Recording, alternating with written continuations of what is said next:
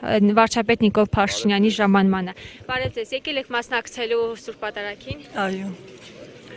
եկել եմ մասնակցելու եւ առաջին անգամը չէ, որ մասնակցում եմ, շատ հարգում եմ նրան եւ ընդունում եմ նրա բոլոր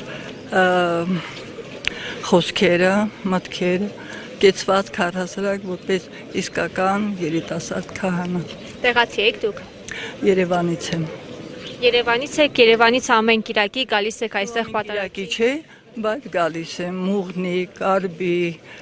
Սաղմոսավան, ոտքով ման եմ գալիս այս տարածքները։ Այնպես որ ամեն ինչ կարգին է եւ ես ուրախ եմ այս հասարակության համար, ովքեր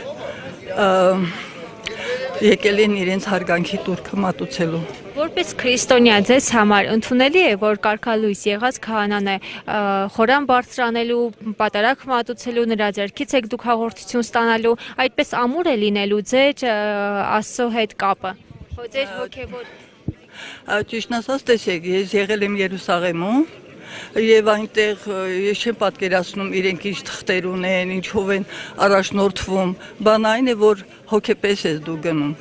արցունքը աչքերիդ վերադառնում, ես այդքանը կասեի, այդ թուղթը, որը ասենք վեհապարը գրել է, ինչ կարևոր է, կարևորը այս հասարակությունն է, միթե այն հավաստիքը չէ, որ մարդիկ նրան ընդունում են, դա աներկբա է, ես որևէ տարակույս չունեմ, եւ կտեսնեք, որ ամենից լավ կլինի։ Այսօր նաև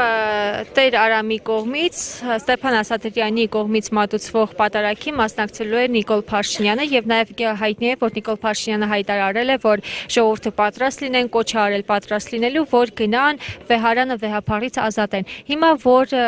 արդեն գնան, դուք մասնակցելու եք այդ ասատագրմանը, այսպես ասած։ Առաջին անգամ լսեցի, այո, եթե դա ճշմարիտ է, կգնամ։ Ի վերջո ես հայուհի եմ, հայ քաղաքացի եւ նաեւ լեզվի գրականության մասնագետ։ Ամբողջ կյանքում ես քրիստոնեության մասին, բարոյախոսության, առաքինության, պարկեշտության, 1001 սրբերի եւ այլնի եւ հանկարծ այս ամենը։ Չեք կարծում, որ դրանով դեմ եք գնում հայ առաքելական եկեղեցու։ Ոչ, ում եմ դեմ գնում։ Մի մարդու, որի մասին ես 90-ականներից գիտեմ, որ նա ընտանիք ունի։ Ուղղակի այս տղան այն մանուկն էր, որ ասաց թագավորը մերկ է։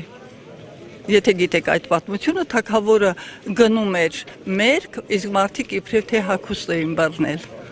Բայց այսօր պարզ երևաց, որ նա այն միակն է, այսինքն առաջինը, հետո ուրիշները կասեն։